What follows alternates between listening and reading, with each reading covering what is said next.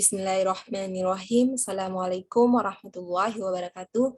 Perkenalkan, nama saya Aisyah Malik, NIM 904119090 dari kelas akuntansi C. Jadi hari ini saya akan menjelaskan materi tentang perpajakan. Jadi sebelum saya memasuki pada materinya, saya akan sedikit menjelaskan pengertian dari pajak itu sendiri. Pajak adalah iuran rakyat kepada kas negara berdasarkan undang-undang yang dapat dipaksakan dengan tidak mendapatkan jasa timbal balik atau kontraprestasi yang langsung dapat ditunjukkan dan digunakan untuk membayar pengeluaran umum. Adapun pengelompokan pajak menurut golongannya, yaitu yang pertama pajak langsung. Pajak langsung yaitu pajak yang dimasukkan untuk dipikul sendiri oleh yang membayarnya, jadi pajak jenis ini tidak bisa dilimpahkan atau digeser kepada pihak lain. Yang kedua, pajak tidak langsung, yaitu pajak yang dimaksudkan dapat dilimpahkan atau dibebankan oleh yang membayar kepada pihak lain. Selanjutnya ada pengelompokan pajak menurut sifatnya. Pengelompokan pajak menurut sifatnya yaitu yang pertama pajak subjektif atau pajak yang bersifat perorangan, yaitu pajak yang dalam penggunaannya memperhatikan keadaan atau kondisi pribadi wajib pajak, seperti status kawin atau tidak kawin, mempunyai tanggung jawab keluarga atau tidak.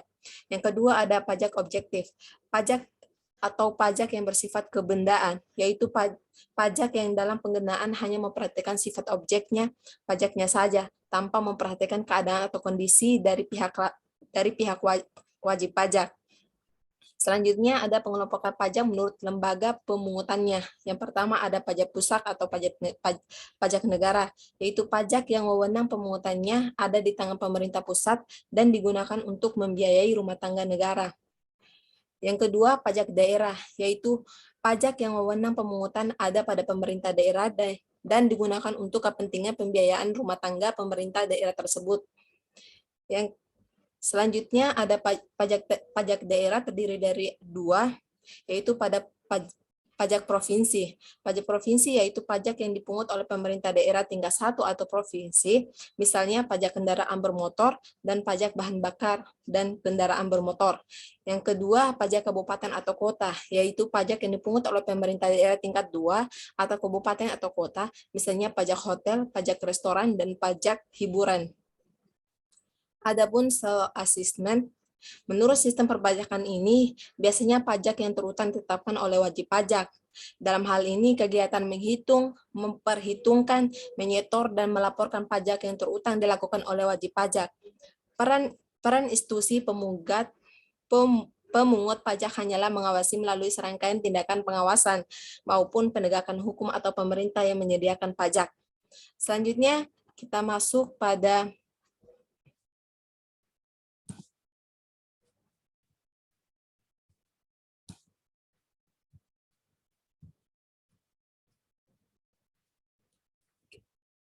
pada sistem perpajakan di Indonesia dan konsep perpajakan menurut Islam.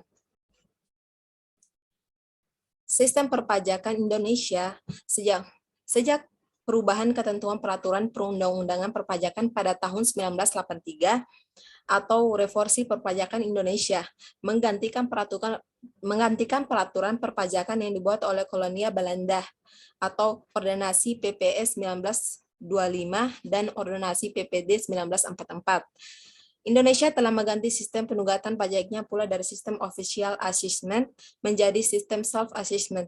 Kepercayaan diberikan kepada wajib pajak untuk menghitung, memperhitungkan, membayar, dan melaporkan sendiri jumlah pajak yang seharusnya terutang berdasarkan peraturan perundang-undangan perpajakan. Selanjutnya kita masuk pada definisi pajak menurut Islam. Pajak menurut syariat Islam, secara etimologi, pajak berasal dari bahasa Arab dengan istilah dhoriba. Dhoriba ini yang berarti mewajibkan, menetapkan, menentukan, memukul, menerangkan, atau membebankan. Sehingga dhoriba adalah harta yang dipungut oleh negara yang bersifat wajib selain jizyah dan kharaj. Sekalipun keduanya secara awam bisa dikategorikan dhoriba. Yang kedua adalah ada jenis dan macam pajak di dalam Islam. Sumber-sumber pendapat negara menurut Islam yang pertama adalah Kharaj atau Ibrahim 2003. Kharaj dapat diartikan sebagai harta yang dikeluarkan oleh pemilik untuk diberikan pada pemerintah. Yang kedua usyir adalah pajak yang dipungut dari hasil pertanian. tarifnya tetap, yaitu 10% atas hasil panen dari lahan yang tidak beririgasi dan 5% atas hasil panen dari lahan yang beririgasi. Yang ketiga ada KUMS. KUMS atau sistem proporsional tax adalah presentasi tertentu dari rampasan perang yang diperoleh oleh antara Islam sebagai ghanimah, yaitu harta yang diperoleh dari orang kafir dengan melalui pertempuran yang berakhir dengan kemenangan. Yang keempat ada jizyah. Jizyah berupa pajak yang dibayar oleh kalangan non-muslim sebagai kompensasi atas fasilitas sosial ekonomi, layanan kesejahteraan, serta jaminan keamanan yang mereka terima dari negara Islam. Yang kelima ada usyur. Dalam hal ini, usyur adalah pajak yang dikenakan atas barang-barang dagangannya yang masuk ke negara Islam atau datang dari negara Islam itu sendiri. Yang keenam, ada nawaib atau doroib, merupakan pajak umum yang dibebankan atas warga negara untuk menanggung beban kesejahteraan sosial dan kebutuhan dana untuk situasi darurat. Selanjutnya kita masuk pada PPh pasal 21 dan 26. Yang pertama saya akan menjelaskan dulu PPh pasal 21. Pajak dalam negeri yang disingkat PPh 21 adalah pajak atas penghasilan berupa gaji, upah honorarium, tunjangan, dan pembayaran lain dengan nama dalam bentuk apapun sehubungan dengan pekerjaan atau jabatan, jasa, dan kegiatan yang dilakukan oleh pribadi subjek pada dalam negeri sebagaimana yang dimaksud dalam pasal 21 Undang-Undang Pajak Penghasilan. Adapun subjek dalam PPh pasal 21 yaitu yang pertama orang pribadi atau perorangan, yang kedua warisan yang belum terbagi sebagai suatu kesatuan menggantikan yang berhak, yang ketiga badan-badan, yang keempat bentuk usaha tetap atau biasa disebut dengan BUT. PPh Selanjutnya adalah PPh pasal 26. PPh pasal 26 adalah pajak penghasilan yang dikenakan atas penghasilan yang diterima wajib pajak luar negeri di Indonesia selain bentuk usaha tetap atau BUT di Indonesia. PPh pasal 26 mengatur kebijakan mengenai pajak yang berhubungan dengan wajib pajak luar negeri. Badan usaha yang melakukan transaksi pembayaran gaji, bunga, dividen, royalti, dan sejenisnya kepada wajib pajak luar negeri diwajibkan untuk membayar PPh pasal 26. Adapun subjek PPh pasal 26, menurut Undang-Undang Nomor 36 Tahun 2006 tentang Pajak Penghasilan, maka individu atau usaha yang termasuk WPLN, yang pertama yaitu individual yang tinggal di Indonesia, yang kedua di mana individu bertempat tinggal tak lebih dari 183 hari selama 1 tahun atau 12 bulan di Indonesia. Yang kedua, individu yang tinggal di Indonesia, individu bertempat ini tidak lebih dari 183 hari selama 1 tahun 12 bulan. Selanjutnya, kita masuk pada PPh pasal 22. PPh pasal 22 atau pajak penghasilan pasal 22 adalah bentuk pemotongan atau pemungutan pajak yang dilakukan pihak wajib pajak dan berkaitan dengan kegiatan perdagangan. Adapun subjek PPh pasal 22 yaitu sesuai dengan peraturan Menteri Keuangan nomor 90 PMK nomor 3 2016, lihat lampiran berikut ini mengenai subjek PPh pasal 22 berupa impor barang-barang mewah. Yaitu yang tarif PPh pasal 22 ada yang pertama adalah atas impor, yang kedua atas pembelian barang yang dilakukan oleh DJPB, Bendara Pemerintah BUMN atau BUMD. Yang ketiga atas penilaian hasil produksi ditetapkan berdasarkan keputusan Direktur Jenderal.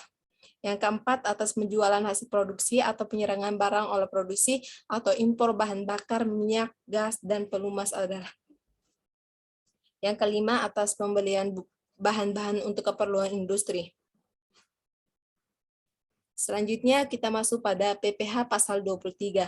PPh pasal 23 atau pajak penghasilan pasal 23 adalah pajak yang dikenakan pada penghasilan atas modal, penyerahan jasa atau hadiah dan penghargaan selain telah dipotong PPh pasal 21. Tarif PPh Adapun tarif PPh pasal 23 dan objeknya. Tarif PPh 23 dikenakan atas dasar pengenaan pajak atau biasa disebut dengan DPP atau jumlah bruto dari penghasilan.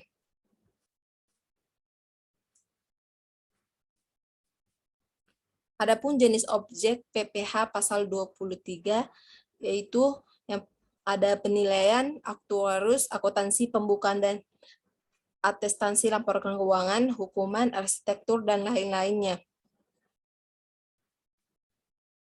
Selanjutnya ada PPh pasal 24. PPh pasal 24 atau pajak penghasilan pasal 24 adalah peraturan yang mengatur hak wajib pajak untuk memanfaatkan kredit pajak mereka di luar negeri untuk mengurangi nilai pajak terhutang dan yang dimiliki di Indonesia. Sumber penghasilan kena pajak yang dapat digunakan memotong hutang pajak di Indonesia adalah yang pertama, pendapatan dari saham dan surat berharga lainnya, serta keuntungan pengalihan saham dan surat berharga lainnya. Yang kedua, penghasilan berupa bunga, royalti, sewa yang berkaitan dengan penggunaan harta benda bergerak. Yang ketiga, penghasilan berupa sewa yang berkaitan dengan penggunaan harta benda tidak bergerak. Yang keempat, penghasilan berupa imbalan yang berhubungan dengan jasa, pekerjaan, dan kegiatan. Yang kelima, pendapatan dari bentuk usaha tetap atau BUT di luar negeri. Yang keenam, penghasilan dari pengalihan sebagian atau seluruh hak, penambahan atau tanda kekusteran dan pembiayaan atau pemanfaatan sebuah perusahaan pertambangan. Adapun persyaratan administrasi pekreditan pajak luar negeri, yaitu seperti yang dikatakan pada poin sebelumnya, wajib pajak telah membayarkan pajaknya di luar negeri, kemudian ingin mengkreditkannya di Indonesia. Terbitlah dahulu harus menyampaikan permohonan ke kantor pelayanan pajak atau biasa disebut dengan KPP. Permohonan kemudian dilaporkan bersama pada saat pelaporan STT tahun dengan melampirkan sejumlah dokumen, yakni laporan keuangan dari luar negeri. Yang kedua, fotokopi STP atau tax return yang dilaporkan ke luar negeri. Yang ketiga, dokumen pembayaran pajak di luar negeri. Demi meringankan beban pajak penghasilan yang diperoleh di luar negeri, maka penghasilan yang diterima di luar negeri bisa dikreditkan terhadap pajak, terutama atas seluruh penghasilan wajib pajak dalam negeri. Sekian penjelasan materi dari saya. Terima kasih. Assalamualaikum warahmatullahi wabarakatuh.